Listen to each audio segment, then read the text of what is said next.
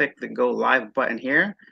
And we are live now, I think, once the internet. And there we go. Okay. Hello and welcome back to Living Abroad. My name is Alex, and today I have a special guest, John, with us. Today we're here in Cebu City. Let's get to know him, let's talk to him, and find out a little bit more about owning a business here in Cebu or anywhere in the Philippines if you got answers for us. Hello, John. Please introduce yourself and tell us a little bit about your background.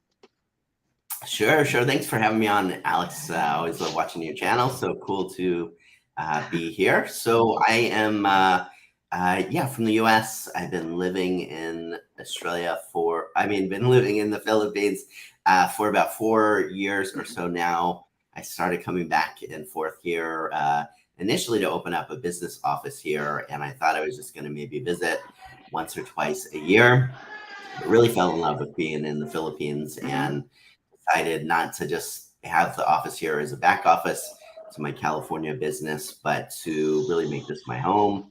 And so now I've been living here since before the pandemic, just working our team out of our Cebu City office over here.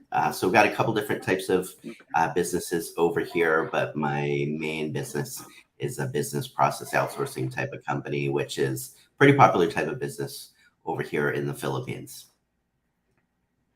Okay, awesome. Now, so if somebody, so you outsource basically services to people, is it basic call centers and client customer service stuff like that?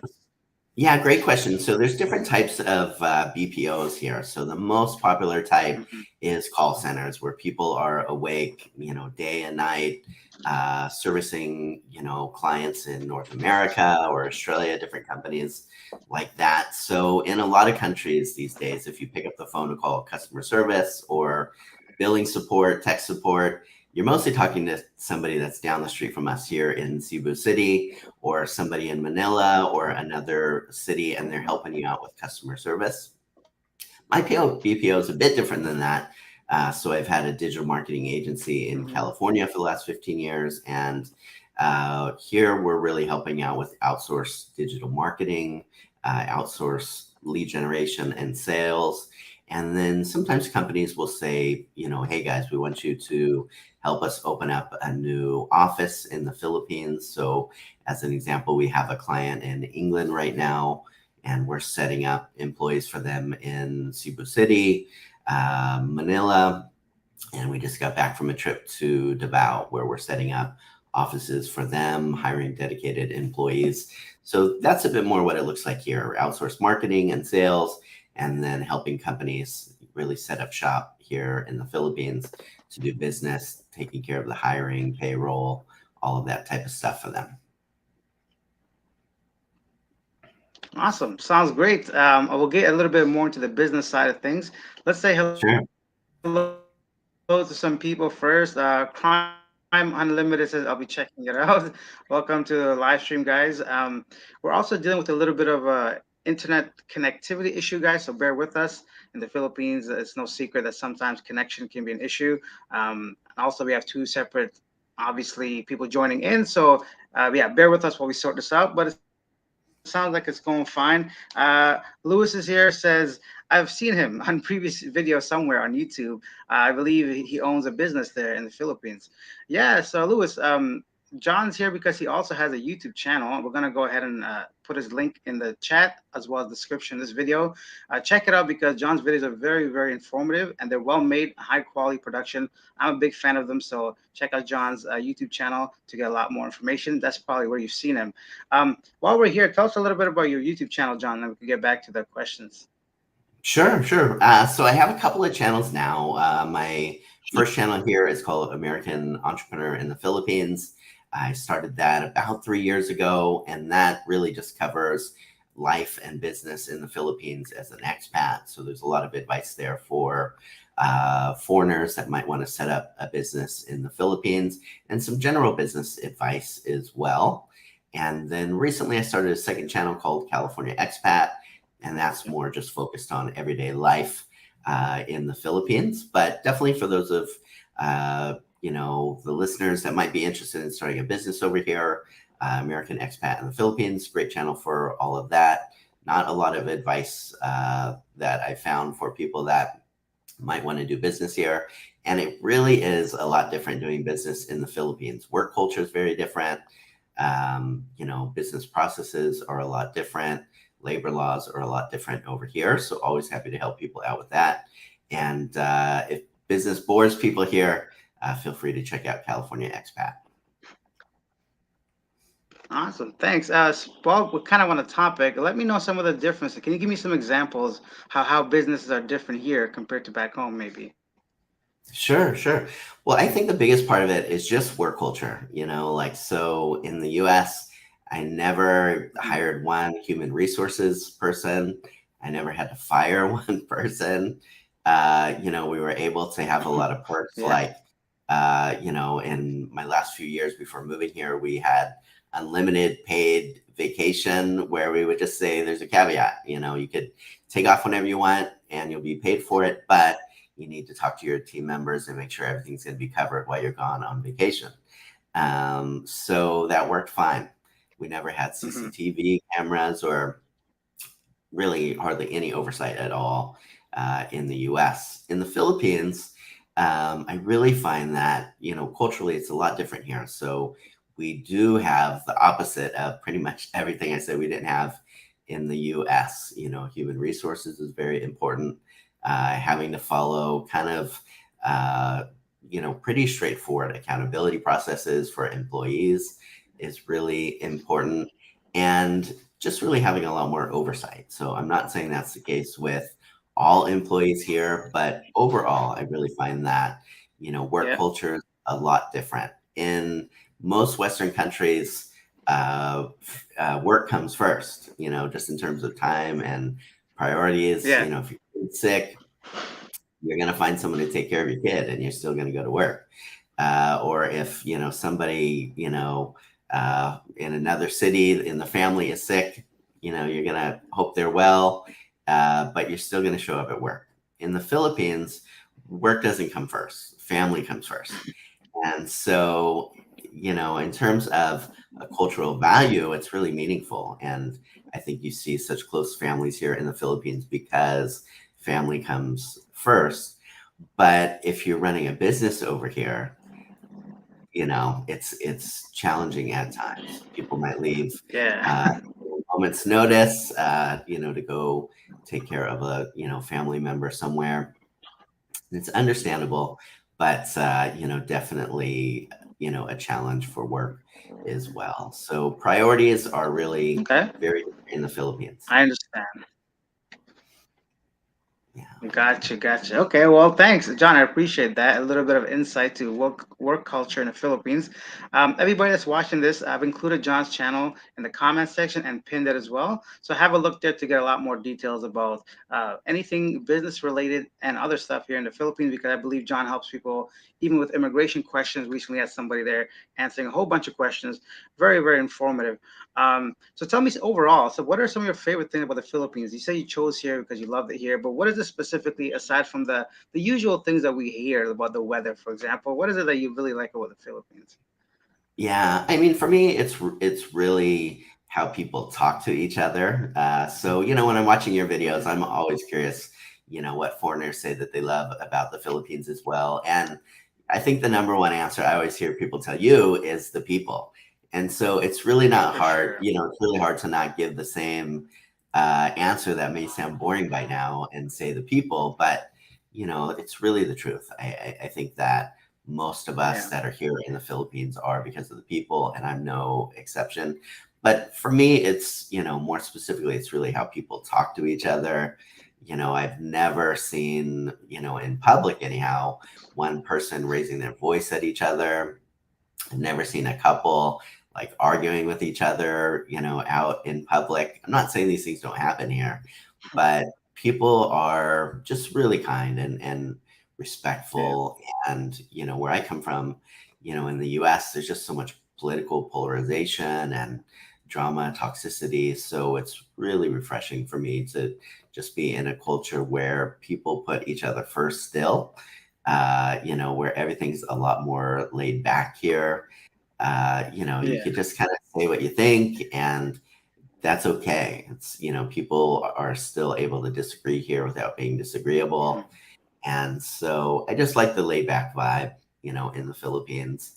And I think that it took me, probably is still Yeah. taking me time to just detox from Western culture living over here.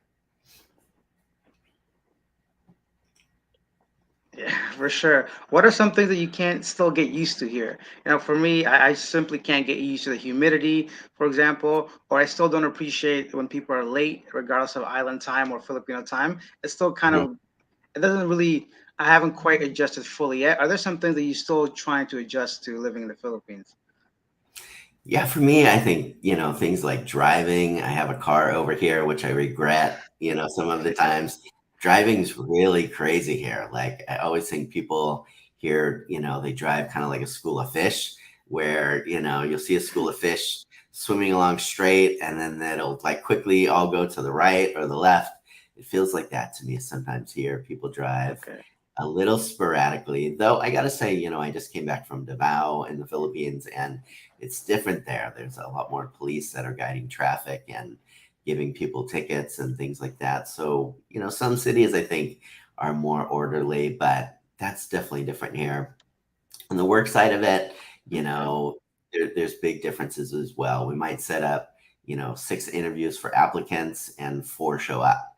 Out of the 2 that show up, 1 might be I late. see. So on the work side of it over here, running a business, definitely there's a lot of challenges that are hard to get used to as well. Yeah, and Yeah, I apart from could that, imagine for sure. yeah, definitely the bureaucracy and things just take a lot more time to do things over here. Speaking of bureaucracy, now let's say I know many foreigners are interested in opening a business here in the Philippines of any kind, and I often hear about the bureaucracy or the red tape or greasing elbows and shaking hands and all these things. Tell me what kind of things that you've experienced that can be maybe related to that. Yeah, so I think over here, the processes for forming a business are pretty straightforward. I didn't experience any greasy pans or anything like that forming a Mhm. business. Not saying those type of things might not happen over here, but definitely forming a business, that was pretty straightforward. The complicated thing for me is I started what's called a one-person corporation, and so that's basically a type of corporation where a foreigner can own it 100%. And so when I I started see. mine in 2019, we were told that we were the first one in Cebu to open up that type of business structure.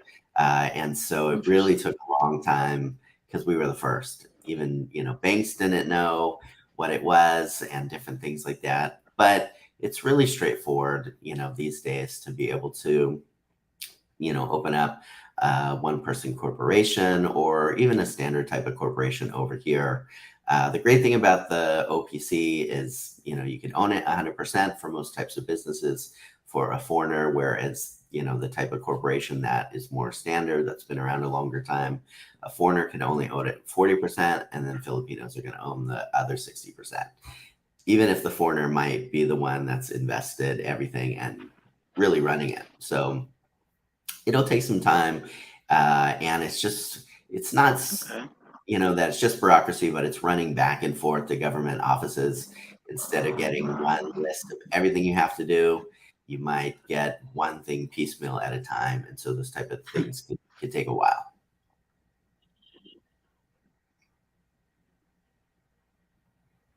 All right, I hear you. Thanks for sharing that. Daniel wants to know. Sorry, I'm just trying to get this internet working. Does he outsource programmers, I should say? So, do you outsource programmers?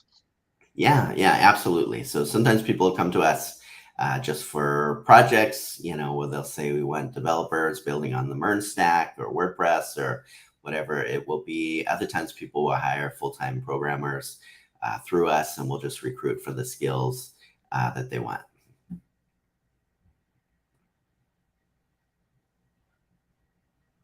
Tell us a little bit about the recruitment process. Let's say you're looking for like 5 programmers.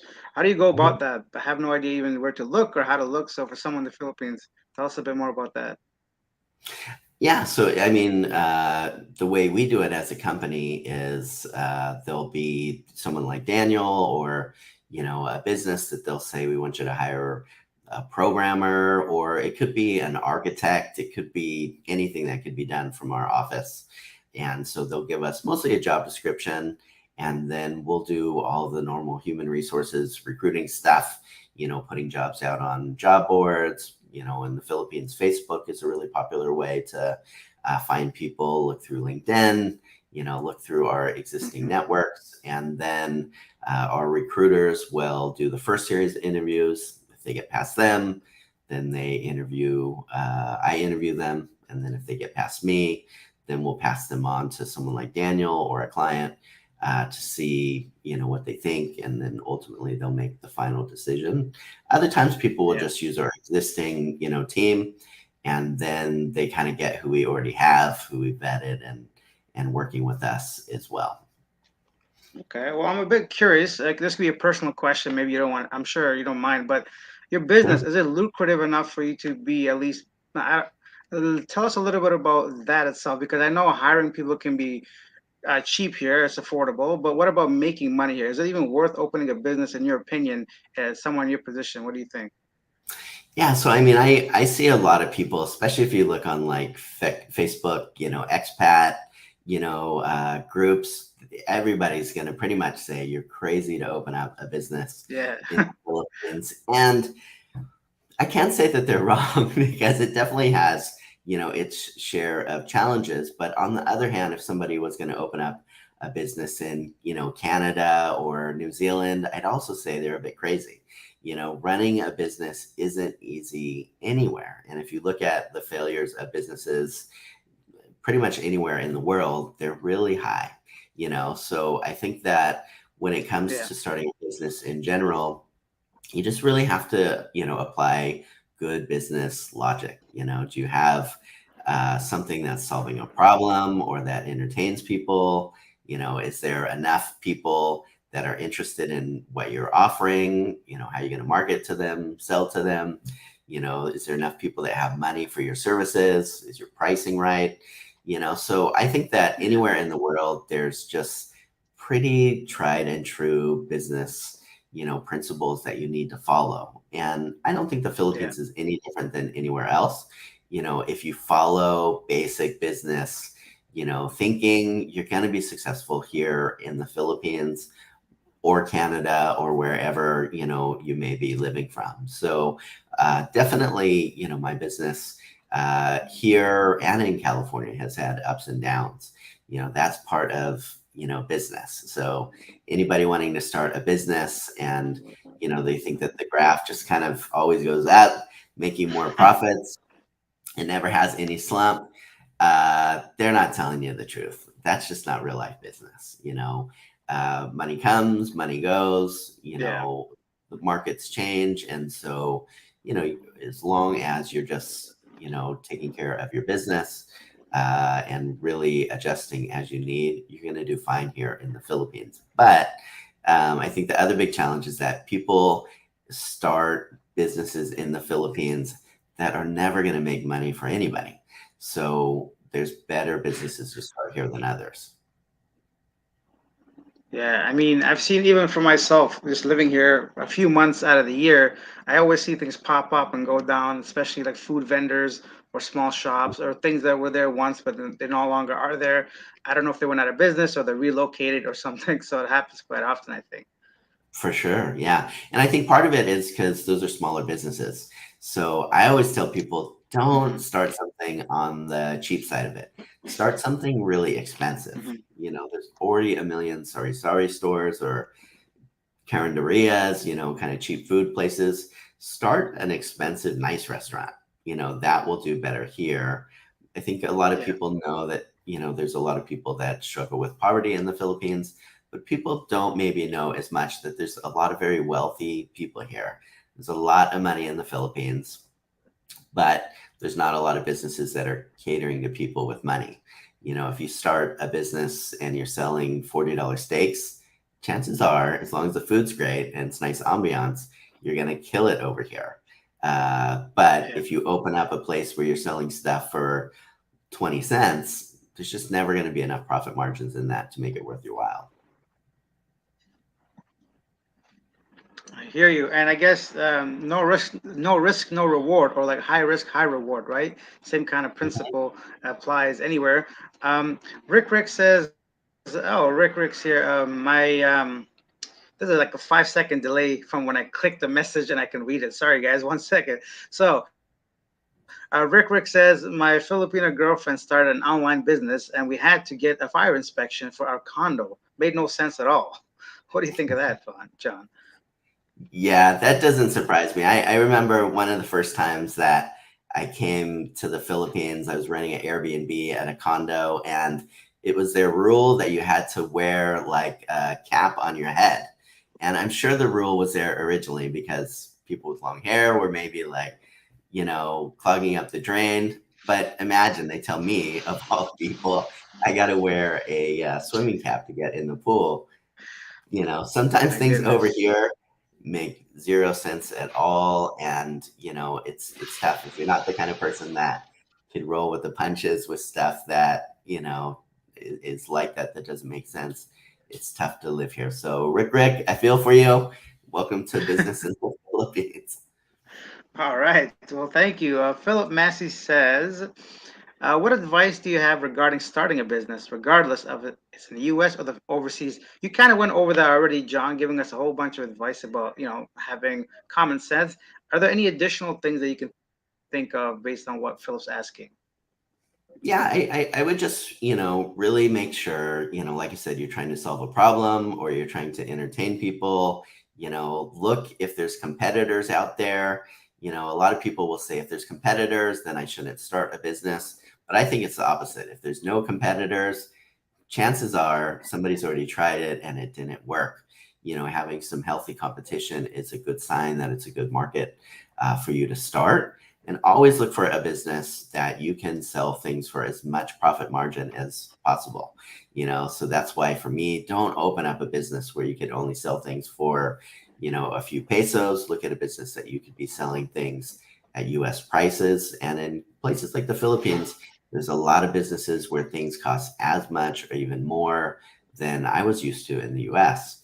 So look for a business like that, cater to a higher end market, and don't just expect that you're going to get a million customers, to make pesos add up to dollars.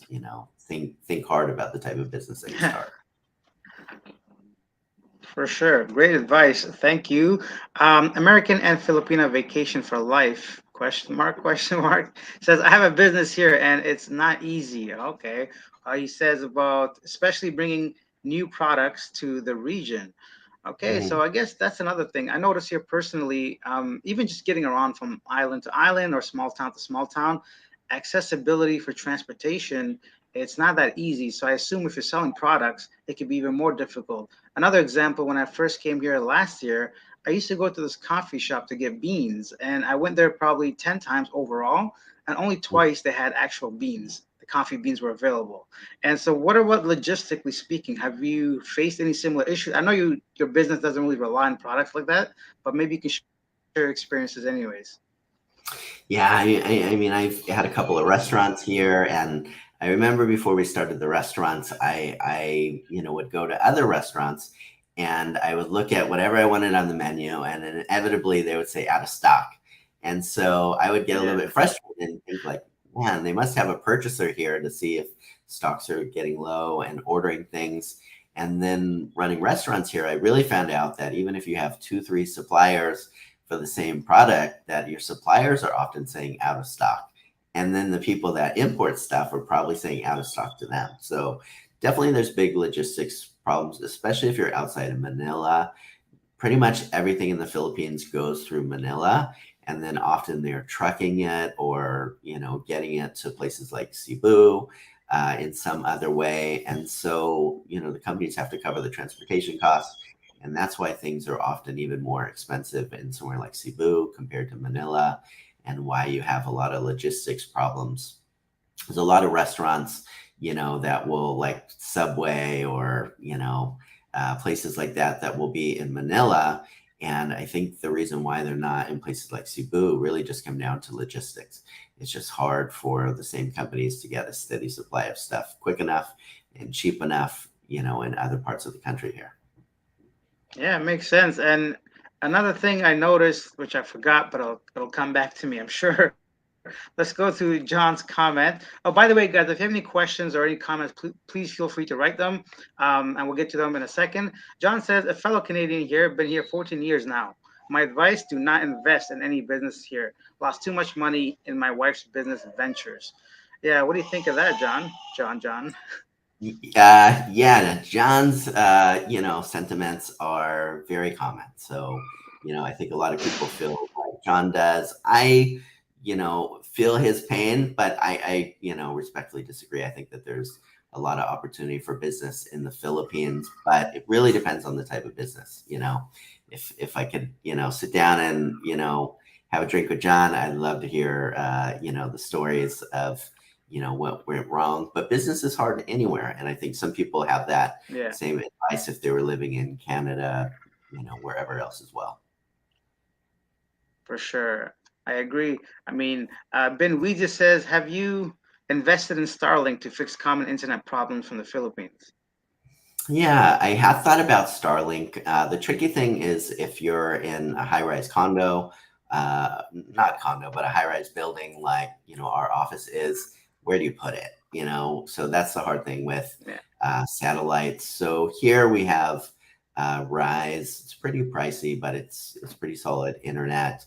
Glow PLDT. So, really, internet's tricky if you have a business here. So we have 3 business connections and basically have it set up so they're able to pull from whatever connection is doing best automatically. I think Starlink is a great option if you live in a place where you have somewhere to put the satellite. Okay. I'm curious, what has been your biggest challenge with your business, or what do you regret if you could redo everything right now? What would you change starting your business? Anything different?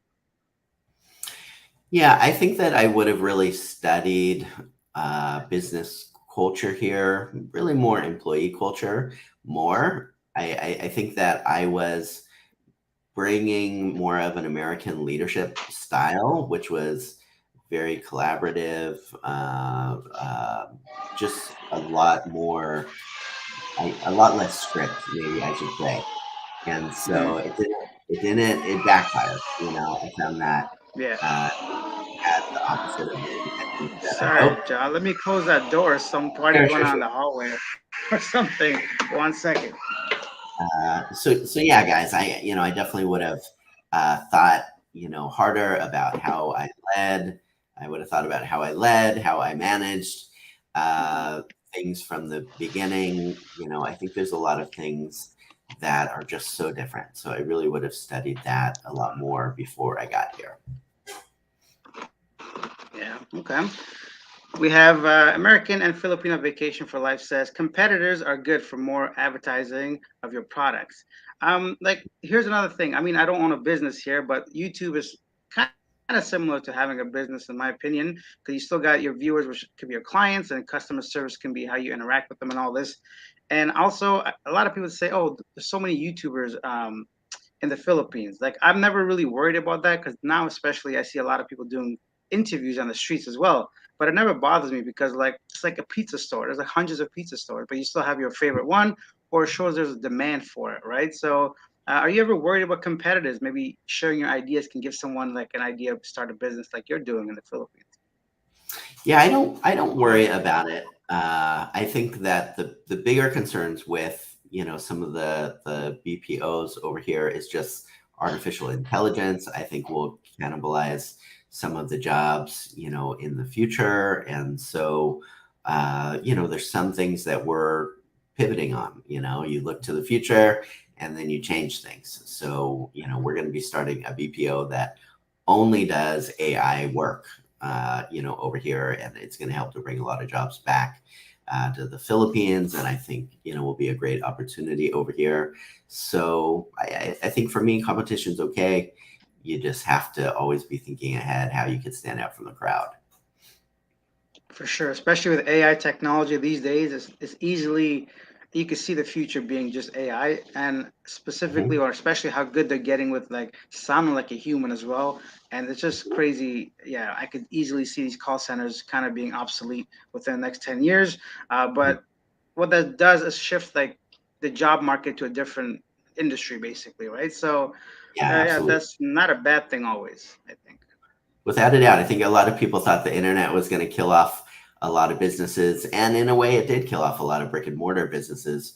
But many of those just went online, and so I think that when you look at is there going to be job loss? I think it's really looking at when something like AI happens, how many jobs will be lost, but how many jobs will be gained. Sometimes there's more jobs gained as a result of something like AI, just new jobs that never existed before, than jobs that were lost as a result of it.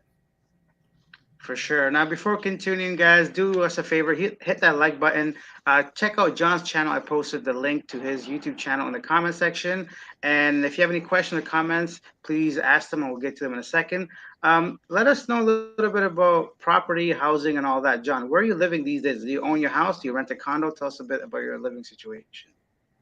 Yeah, so this is probably the second thing that most expats would disagree with me on. I own a condo, in Cebu City, and I know a lot of expats think it's a terrible investment here.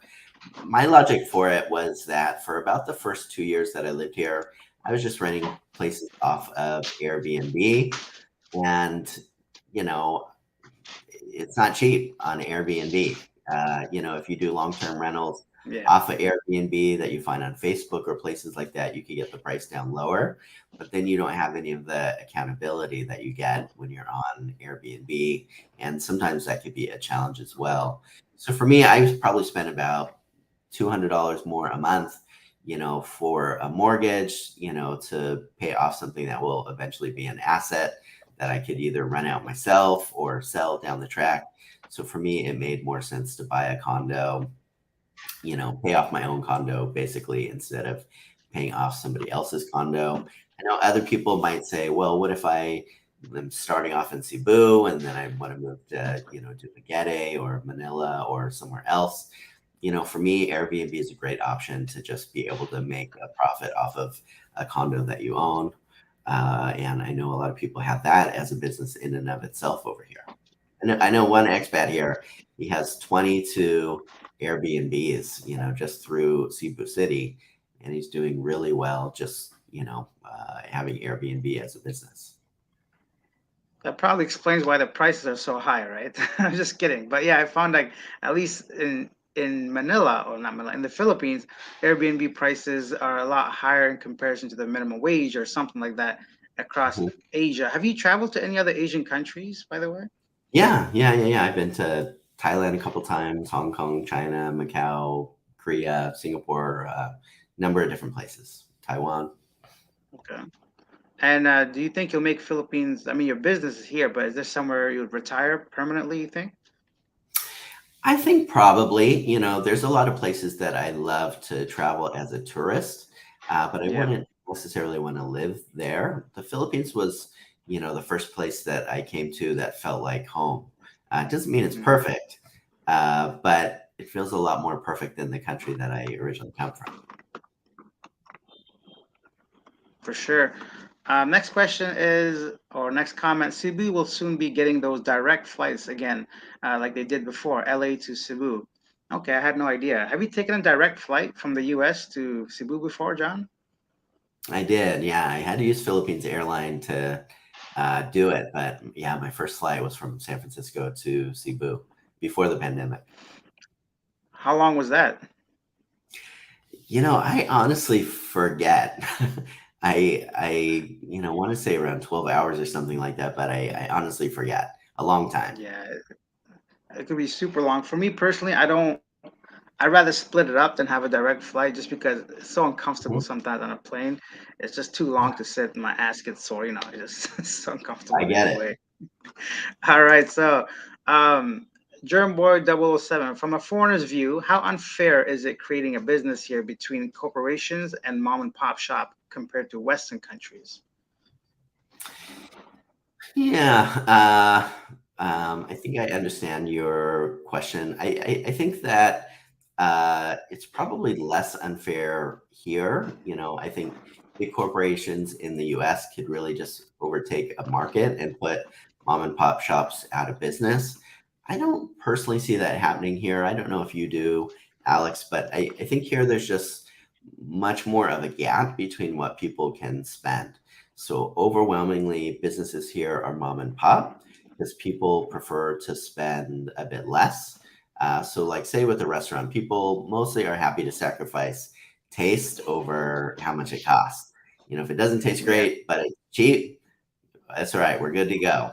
Uh, Whereas, the people here that have more money, whether they're local Filipinos or foreigners, people are going to be willing to spend a bit more. And so I don't think that has any negative effect on the mom and pop shops. So I think it's more fair here, personally, compared to other countries. I feel the same way. Honestly, I kind of see almost a complete divide between the types of like spending here. Even if you go to a mall, there's like complete sections of it that are just meant for the higher class. It seems like, and the rest of Hmm. the malls for like the rest of the folk, right? And the type Yeah. of people that are shopping in these areas very visibly in different classes of like financial status. Yeah. Yeah. I think Yeah. the middle Okay. class is Yeah, I growing here, agree but slowly. completely. Edwin says hello from Florida. Hmm. Sorry, go ahead, John. I was just going to say, I think there's not as much of a middle class in the Philippines, but I do really see it, growing, especially people that work for businesses like mine, where they're more skilled web developers or, an architect, graphic designer. They're paid a lot more than, somebody working at a restaurant, for example. And so that's helping to create more of a middle class here. Okay. Thanks, John. And Ben Weezy says, what advantage or what advantages having a company in California that you miss compared to the Philippines?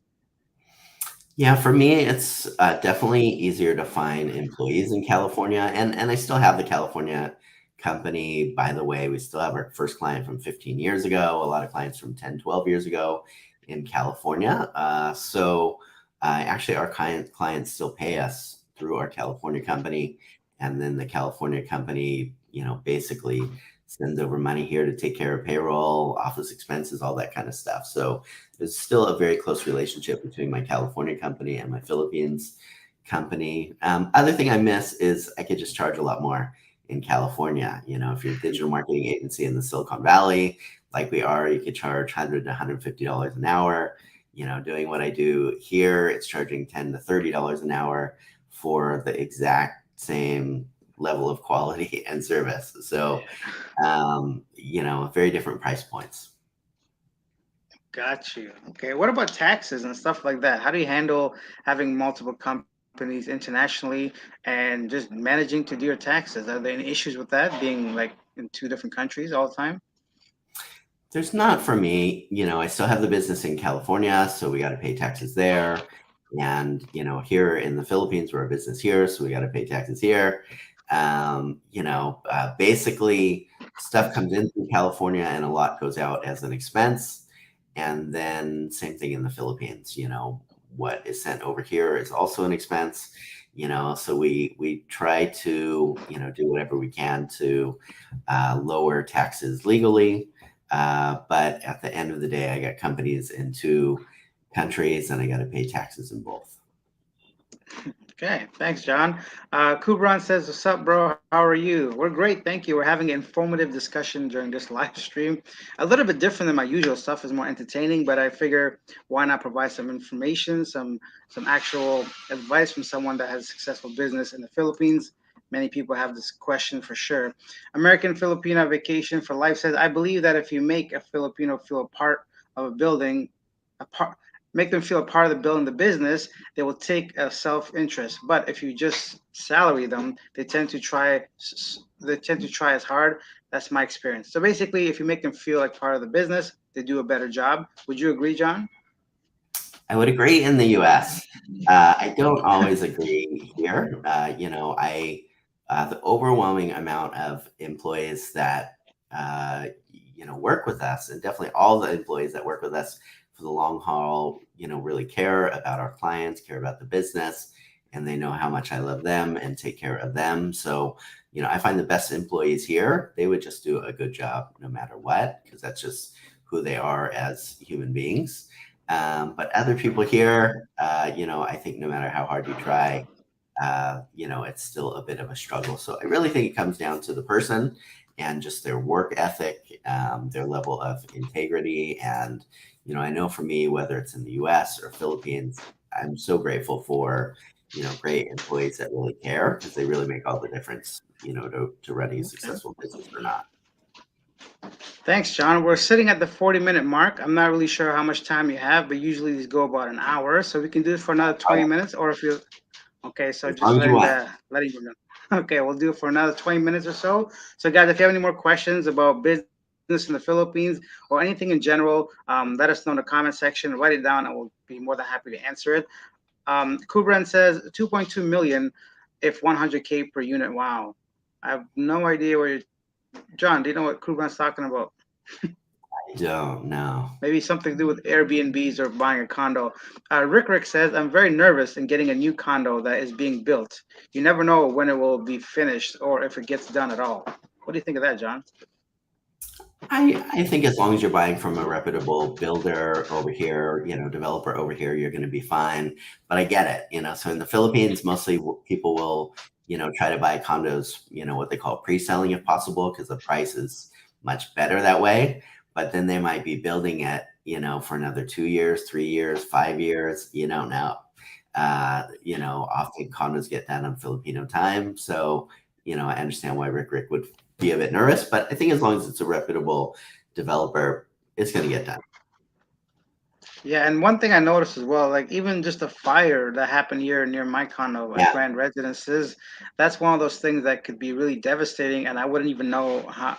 Like I have no idea what they're gonna do with that building. They can't possibly try to like it's got to be demolished or something. I wouldn't feel comfortable continuing to own that home that's been on fire. So it's kind of yeah, scary. same.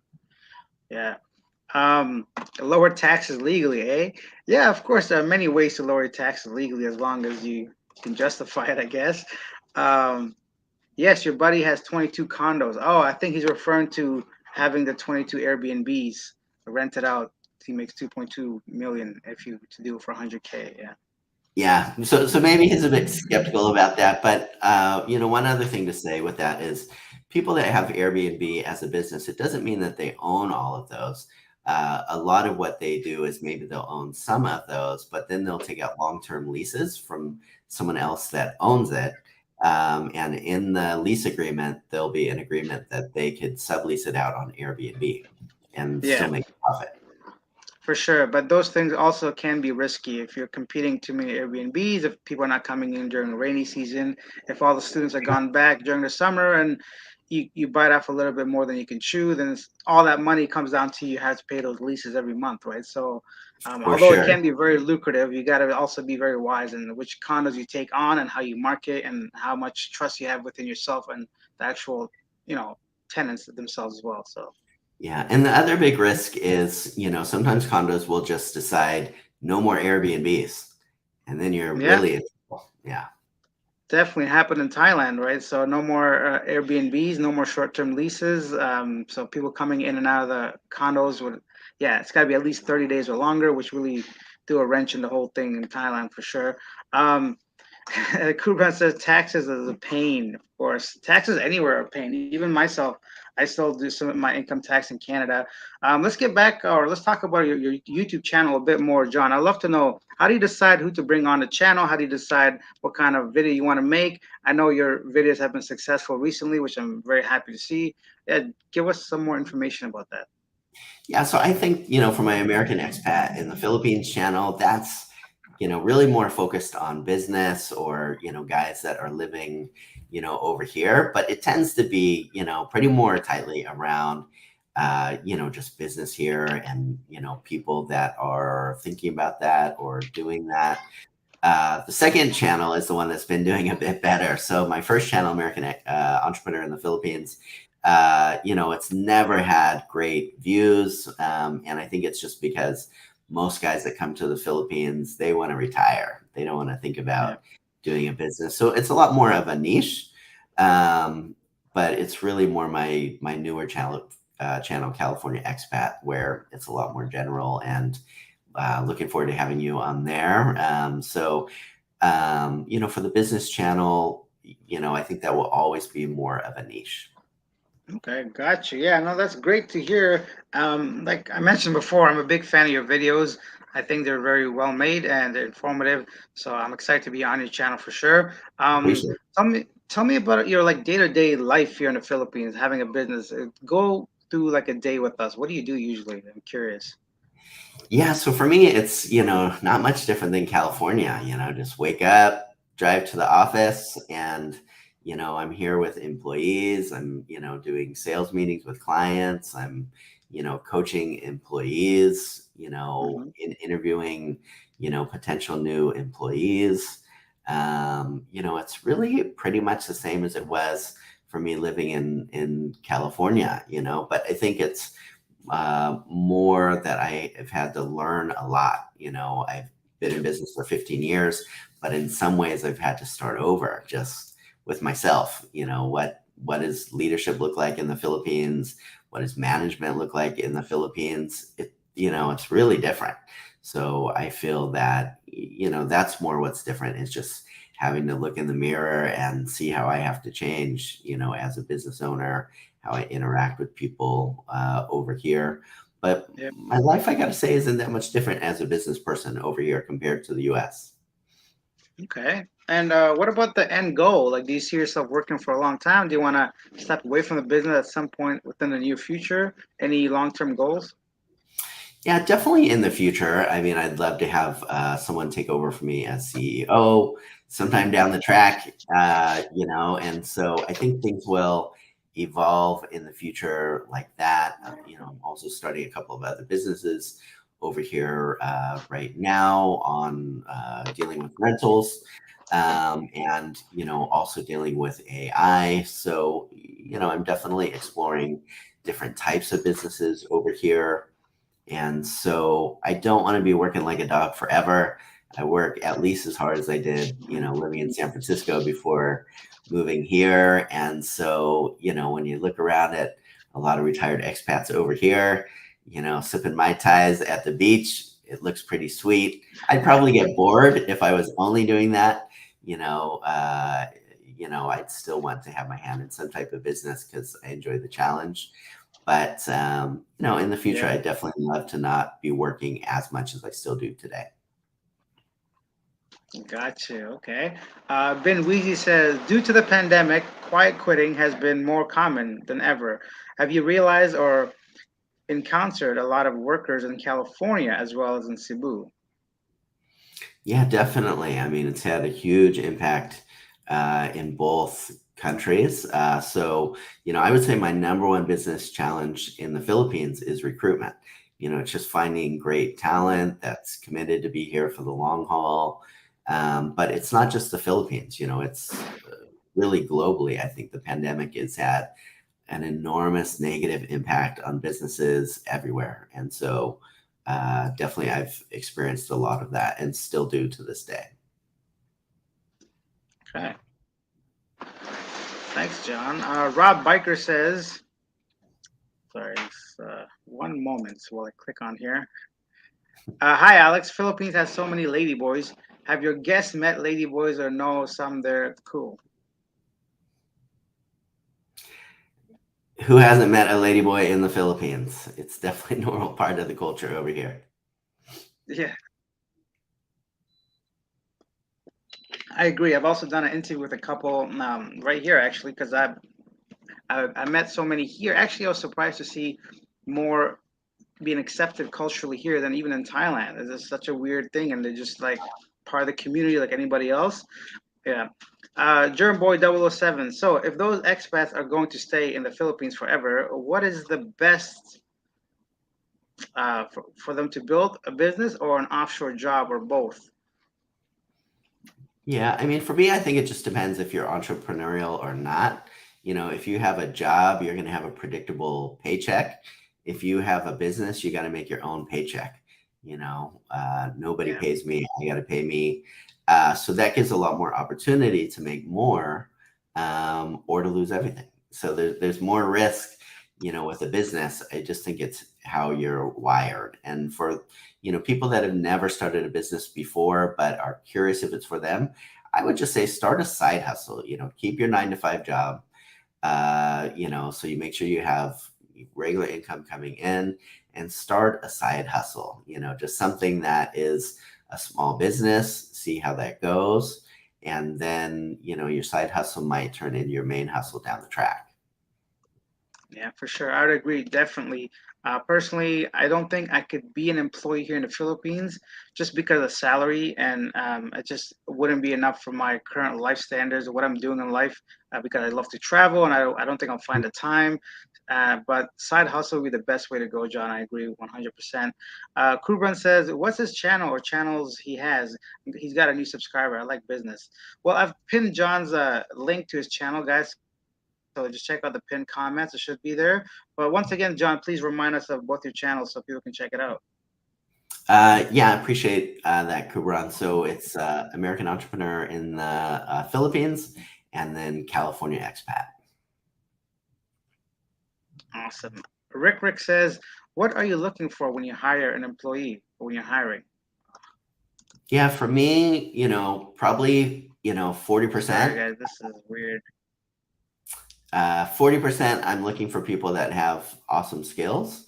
And 60%, I'm looking for people that just have a good track record, showing that they worked at businesses before for a longer time, that they weren't skipping around jobs, someone that's going to be, a good fit with our, vision, mission, values as a company. Their personality is going to be a good fit with our existing team. So for me, I always believe in really hiring based on who the person is. I think, skills could always be improved and taught, but, things like attitude and character, you're not going to change that in a business setting. So, of course, skills matter a lot, but I think the character, who the person is, matters a lot more. For sure. Awesome. So one more thing, I've noticed like somewhere on Facebook, I saw a comparison between getting a job in the Philippines and getting a job in Canada or US, wherever it was. And there was a Mhm. huge contrast between the job requirements for the application alone, like criminal check and birth certificate, all these like random documents that one had to fill. Tell us a bit more about that. What are the prerequisites or requirements that you have before someone can even apply for a job? Yeah, so definitely, I think I was mentioning before, I have so much more accountability and oversight, in the Philippines compared to the US that I just never needed before. And sometimes I feel a little bit like Big Brother over here. That's not my personality, but I've had to get over myself to do what's going to bring out the best in employees. So definitely, reference checks, which is also popular in other Western countries. People could be a great interviewer and a crappy employee, so trying to find real references that are going to really tell the truth about how a person was in a previous job is priceless. But looking at their resume, and if they've been skipping jobs every 6 months, chances are they're going to be out of my company in 6 months as well. So I'm really looking at longevity and things like that. But also there's like MBI. That's kind of like maybe the equivalent of the FBI or something in the US. But people have to get MBI, just criminal background checks here as well, which seems like overkill. But we just really found it's wisest to do that across the board here. There's barangay clearances just in the local area where people live. It's also kind of like a criminal background check. And I'm not in any way suggesting that people here are criminals. There's far more crime in the US than here, but I've been surprised, a few times. So there's just a lot more standard things that are done here. And, DOLE, the Department of Labor and Employment in the Philippines, really has a lot of very clear and pretty strict processes with how you're going to let an employee go if they're not performing. So you really need to do your due diligence. You can't just fire people on the spot in the Philippines. There's really a systems Oh, and processes. It's a lot harder to fire someone in the Philippines than California. So, that's also why people do a lot more upfront work here to make sure they're hiring the right person because you're going to be stuck with them, for a while if they turn out not to be a good fit. Interesting. Okay, last few questions, then we'll get out of here. We got about 5 minutes, guys. So feel free to ask any questions you have. Um, I want to know what kind of visa are you on here? I mean, do you stay here just as a tourist visa since you could stay here up to 3 years, or you have like some sort of business visa, entrepreneur? I'm not really sure what other visas are available for people to stay here. Yeah, so if you have a business here, you can't be on a tourist visa. You need a different type of visa. So mine is SVEG, which is special visa for employment generation. So basically, if you have 10 full-time employees, then that you qualify for that type of visa that I have. So since we have a lot more employees than that. It was just a good fit. Also, with that type of visa, you don't have to put 75,000 US dollars as a down payment, which you do for a lot of the other businesses. Some other people here, they are actually on basically like an employment visa. So they're basically an employee for their own company. So that's another type of visa that people will get over here as well. So lots of different options for different types of business visas over here, but definitely the lowest cost ones are either, an employment visa in your own company or a special visa for employment generation if you have 10 or more full-time employees like we do. Okay, awesome. Why you tripping is here. Hello, why you tripping? He wants to know how much does a full-time employee cost? John, maybe you don't have to tell us your employees' salaries, but maybe the minimum wage in some of the industries that you know of here in the Philippines. Yeah, so minimum wage is more by region. So in Cebu City, the minimum wage is 435 pesos per day. So that's like around $8 something a day minimum wage. It's very low. But if they're skilled employees, it could be really high. So for us, normally it's just more a monthly salary. So in the average, it's in the 30,000s, 30,000 to 40,000 peso, if it's more skilled employees. And, I have Okay. some people that we've recruited for other clients that are making thousands of US dollars, but they have a lot of responsibility, head of sales, type of roles and things like that. And Yeah, people like that can make, 4, 5, 6,000 US dollars a month. But I need to stress those jobs are really few and far between in the Philippines. for sure. Thank you. And Kurban says, I've never been to the Philippines or Thailand yet. What do you guys both suggest? One before the other, or what? What would you say, John, if someone never been to the Philippines or Thailand? Where should they go? Yeah, so I mean, I have a lot more experience in the Philippines than Thailand. I've been to Thailand a couple of times. My dad lives in Thailand, so I get a lot of his, experience as well. I like Thailand a lot more for like infrastructure, food. I just think things are done really well there with those type of things. But for me, I really like Philippines just for communication with people. I find it's a little bit easier in general. And I just personally feel a bit more home in the Philippines. But in the future, definitely if I could like live a few months in Thailand out of the year and the rest in Philippines, that might be a happy medium as well. I'm curious what you think, Yeah, Alex. definitely. I think for the first timer that's never been to either one of them, I would recommend Thailand just for ease of like getting your foot like I guess into Southeast Asia. I think it'll be a little bit simpler, even without English being very common. I still think it'll be easier for the first time traveler in Thailand. And then once you have that experience of how the climate is and how to talk to people, get around, then you come to the Philippines to experience a bit more authentic and more local lifestyle. A lot of places. So, but yeah, long term, it's very difficult for me to choose. I mean, I live here now most of the time, so obviously the Philippines. However, I think for the first timer, Thailand probably be a slightly better choice.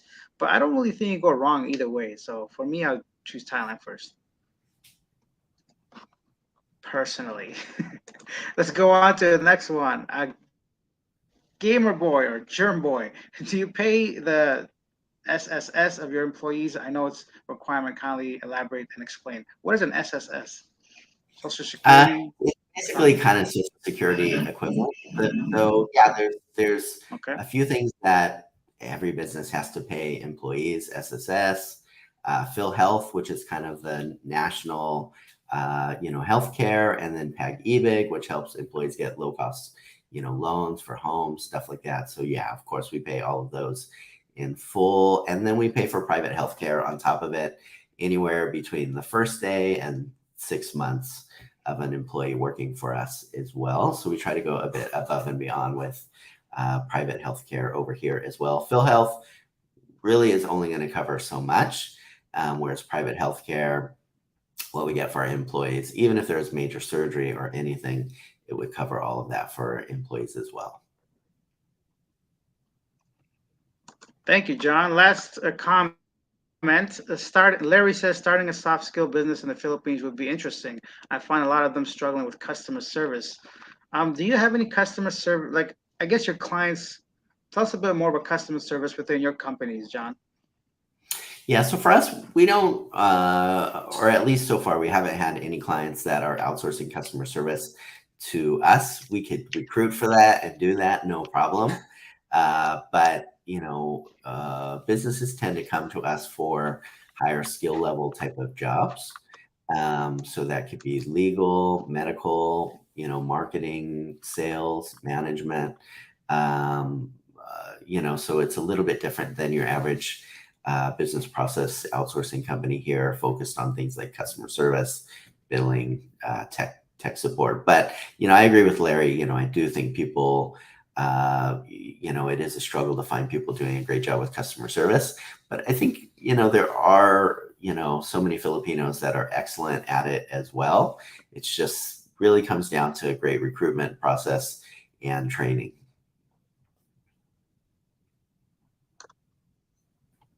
Awesome. Well, thank you so much once again, John, for being here. I'll be sure to put both the channel links for both your, California expat and American entrepreneur in the description of this video.